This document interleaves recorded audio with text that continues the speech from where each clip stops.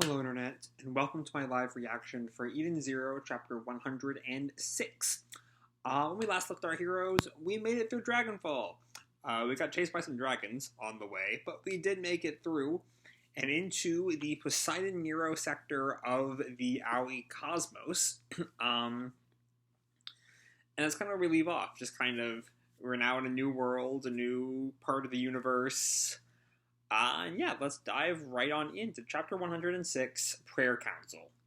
And our picture here is of Sister and some kind of Alice in Wonderland vibe. At least that's what I get from like the top hat in the corner and the spade symbol.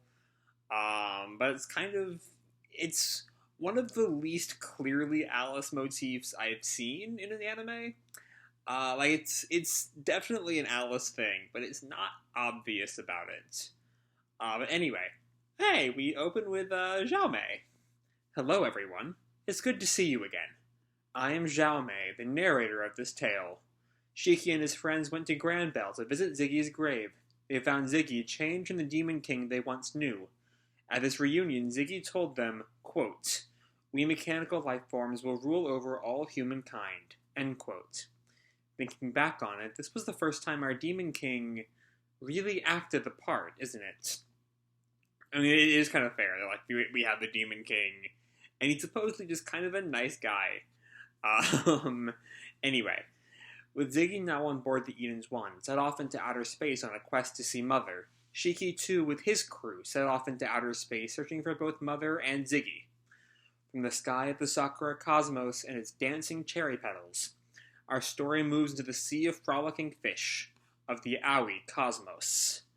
And so now we pick up right where we left off, with the Eden Zero surrounded in the whirlpools of water, and I guess all of these specks are fish, maybe?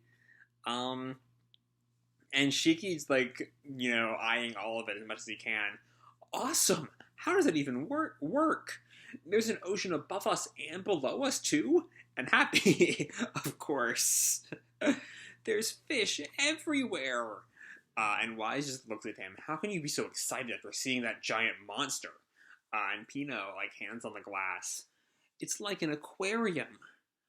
And Homura looks up in shock. What a curious spectacle. And Rebecca also looks out. All these fish. This is like World 29. We found Mr. Connor. And yeah, Connor actually did, I think, specifically say to be from the Aoi Cosmos, as I recall. And so maybe we'll find some answers as to what the difference between World 29 and 30 was, as in regards to Connor. Just because, I don't really know what happened.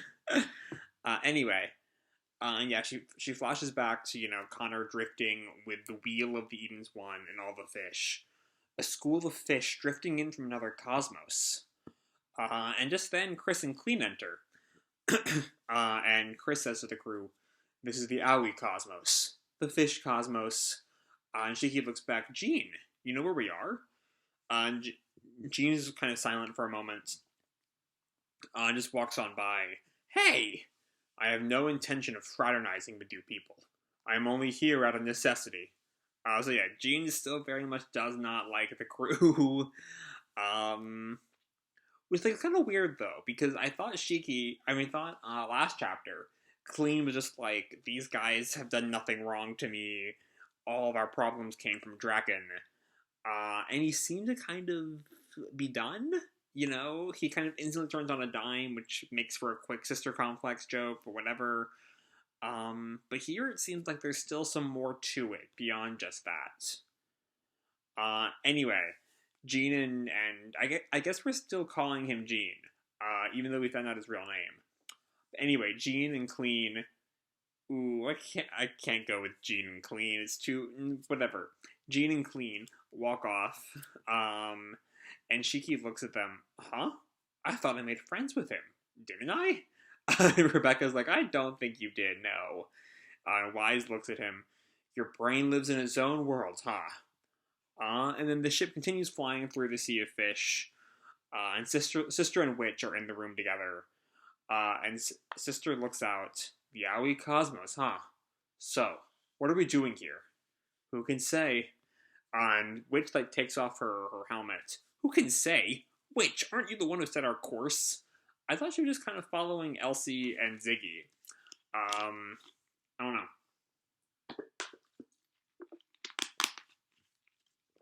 Anyway, Witch continues.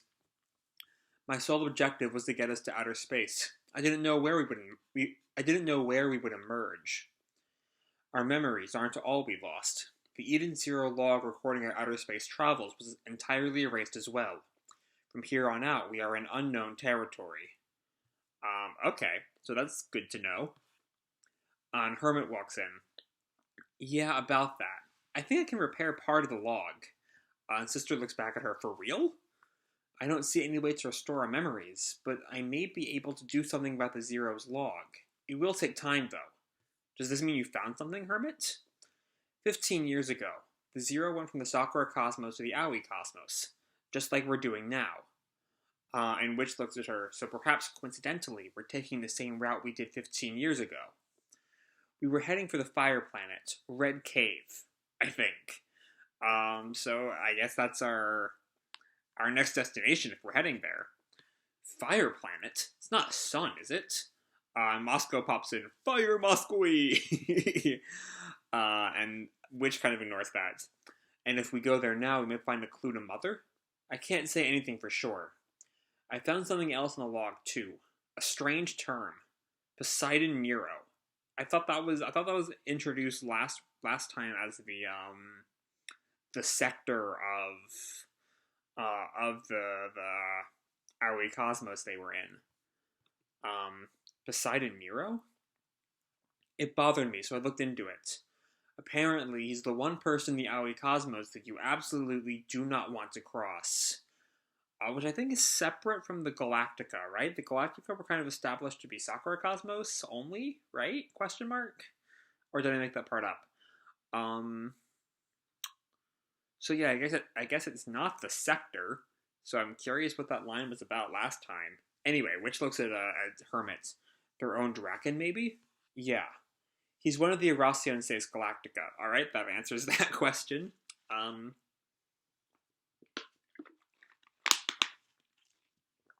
Sorry, my throat's kind of bad tonight.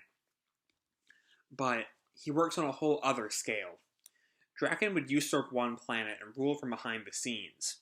Nero, on the other hand, rules the entire cosmos, and there's nothing secret about it. Moscow freaks out. What kind of mess koi are we getting into? So yeah, that's... I don't know, a part of me feels like... and hear me out here, there's a fair number of differences. It's setting up kind of Eden Zero's own Alabasta, or larger Baroque Work Saga, because, the Sakura Cosmos Saga was in the end kind of very influenced by Draken in really every arc when you would look deeper into it. It was, for the most part, appeared to be mostly independent storylines. Much like the East Blue Saga of One Piece. Whereas once you hit the Baroque Work Saga, all of it centers around fighting Crocodile.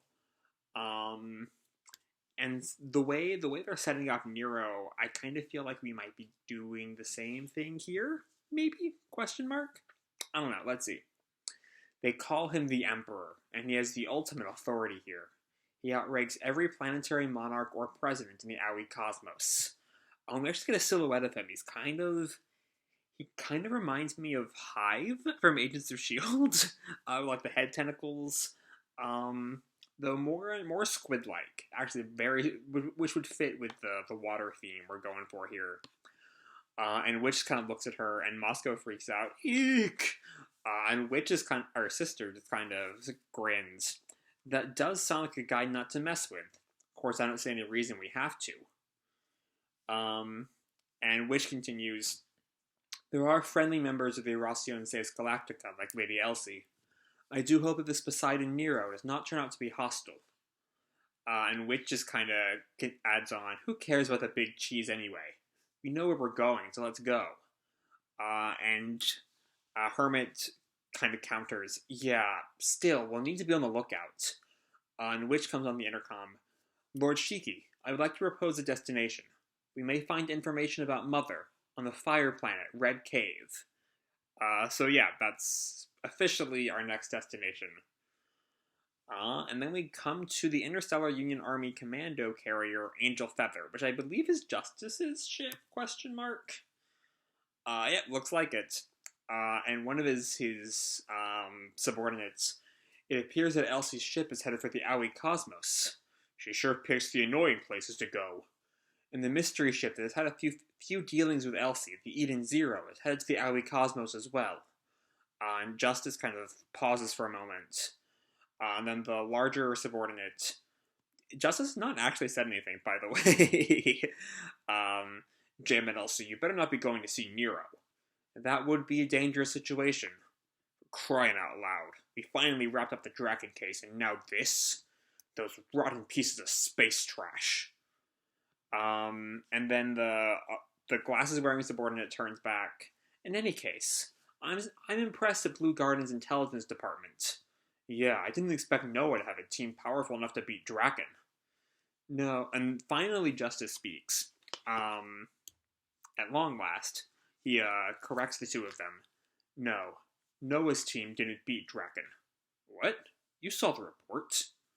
Yes, I did, but it wasn't telling the whole truth. I was monitoring the ether on the Belial Gore, and what I found was Demon King ether, the same ether I detected before. I suspect it belonged to someone on the Eden Zero. And that's of course the first time any of them have heard about any of this. That's insane. There's an ether master out there as good as Draken and Elsie, or Elsie, that's not in the Horatio Seis Galactica. There's one right here, isn't there? I love like the confidence in that line. We have not gotten really any justice since the Skull Fairy arc. But there's like that infinite confidence that even when he does not look like Jalal in this form, it just screams Jalal. Especially in the early days. And then anyway, the other guy turns back. Well, yeah, but come on. The other subordinate. Justice. Emergency transmission from Colonel Jaguar. The three of them salute this very, very Jaguar-looking guy. Victory. Creed. Step outside. We're having a prayer council. I guess that's their names? And now we have the title of the chapter. Aye, sir. Excuse us, sir. And the two of them leave, leaving Jaguar and Justice alone. And Justice turns to him. But Colonel, the log says our prayer council will be next week. We can't wait that long. So that's kind of an interesting thing, because prayer implies religion. We've had no sense of any kind of religion in this series before, have we? Not that I can think of. Anyway, and don't call me Colonel. There are no ranks in a prayer council. But, and then someone else logs on.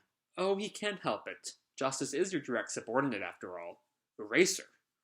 Our little Justice is such a stickler for the rules. Holy, Cure, Feather. So we also see, though, they kind of, to put in another reference in this video, do that, like, white-clad thing of, I guess, going by code names. And only calling each other by their code names, unless only people with just normal words as names are allowed in the IUA? Question mark.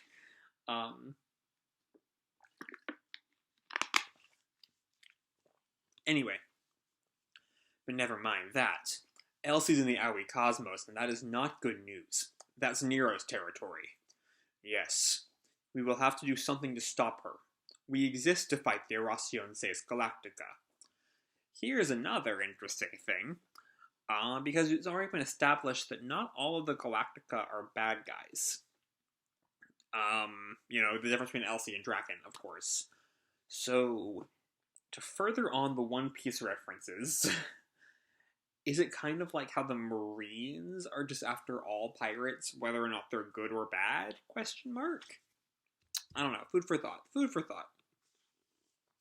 We are the Horatio Seis Interstellar. Oh. That's interesting. Okay. There are two Horatio Seises now. We see Cure is this one, Jaguar, we will use our powers to crush Galactica. Then we see Holy. Oh, but it looks like someone beat us to little Draki. By the way, I should have given a bit of a physical description for them. Cure is this kind of...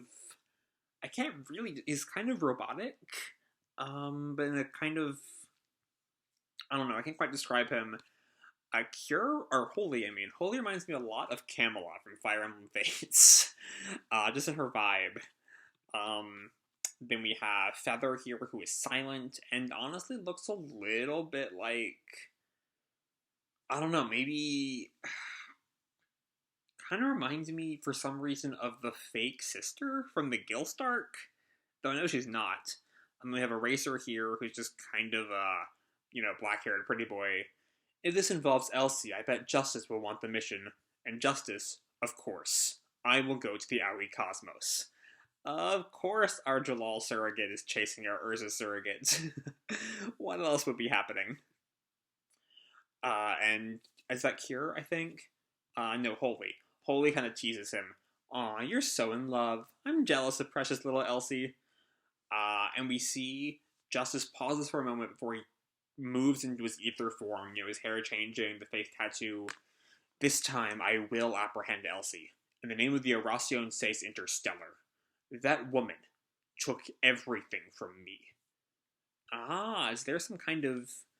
Is it kind of like a reverse of their fairy tale dynamic? How Jalal took everything from Urza. Here, Elsie took everything from Justice. Though I'm kind of curious how that meshes with... Because, like, the interpretation we got of how Elsie became a pirate queen is, like, she was poor, and she stole a bunch of shit, and she just kind of got the name and got some followers. I'm really curious to find out more about her. Anyway, I will kill her with my own 2 hands. And Jaguar continues, now let us pray. Let us use our sacred powers for the peace of the cosmos. And we see what I'm guessing is Red Cave. We cut back to the Aoi Cosmos mid-panel. And the gang looks down on Red Cave. I can see it! Wow! And Rebecca joins them. That's the robots, by the way. Pino and Happy, specifically. The fire planet. Red Cave. It's so pretty. And I get down there, and it looks like water? Wait, what? An ocean? Why? And Shiki, this isn't fiery. It's more like a water planet. And that is the end of the chapter. Okay. So there is a lot to dig into here. It's really just kind of a lot of exposition dumping. But it's really interesting stuff. First we have, a little bit of setup into who will presumably be our new villain, Nero. But maybe not. We'll see exactly where he falls on the morality scale. I'm going to jump back to 105 and see what I saw about that Poseidon-Nero sector. Yeah, this must be the last line of the chapter. This must be the Poseidon-Nero sector in the Aoi Cosmos. Which, maybe it's... if they'd not set up that Nero owns the entire sector, he owns the entire sector, or the entire cosmos, then maybe it would be this is just the part that he owns. But it's the fact that Hermit does not know the name at all, kind of calls that into question, why it was said last chapter. And also it's clarified that he owns the entire cosmos. On page 9, Nero, on the other hand, rules the entire cosmos, and there's nothing secret about it. I don't know, maybe it's a weird translator thing? I don't know. I got nothing. On other news, Zhao Mei is back, which is fitting given this kind of, introduction to the new saga, the new cosmos. It fits. And then, we see, we get all the info about Nero. I'm still kind of confused, though. Hermit says she may have a way to fix the log, and we don't kind of get anything new about that. We just kind of move into talking about Nero, so we'll see what happens there in the future. Um, and then we get the other Oracion Seis. And there has to be some kind of history there, right? Like, the Galactica, I don't know, the fact they have the same name as their enemies has to mean something, right? I don't know, there's just... I want to know exactly what is up with the Oracion Seis Interstellar, specifically. Also, hold on, here's a thing. So, looking at it... it must be... I don't know what Interstellar is in Spanish, but I just noticed that it's spelled Interestelar and not the English spelling of Interstellar. I'm guessing Interstellar is Spanish? Question mark.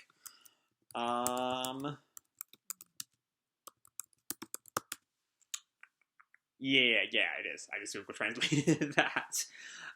Anyway. So yeah, we have the Interstellar. Am I saying that right? Spanish-speaking audience, if y'all are here. I'll probably just keep calling them Interstellar because it's easier. But anyway, yeah, we see them. I don't know, I'm kind of curious how they're gonna fall into all this. Because it's not like, I've compared them to the Marines of One Piece. But like the Marines are specifically also after the Straw Hats. Because, you know, they hate pirates, and the Straw Hats are pirates, so they go after the Straw Hats. The Interstellar are specifically after the Galactica. And so, like, maybe they'll go after the Eden Zero crew by, like, association with Elsie, but that seems to be kind of a minor thing compared to everything else. But yeah, I don't know. And then we leave off with the water world. So yeah, there's a lot to dig into here, as you can see. And even Zero chapter taking 22 minutes. I don't know if this is where the timestamp is on y'all's screens. Where it is on mine. Anyway, this was a long video. And a really dense chapter to dig into with so much kind of setup and world building that I don't really know what to do with it all until we start to actually deal with the consequences of what we find out of this chapter. But yeah, I can't wait to see where we go from here. So that's all I have to say for this chapter. Hope you all enjoy the chapter and the video itself. If you did, drop me a like or subscribe or, you know, do whatever makes you happy, you know? And remember, your life is your own, okay? Bye!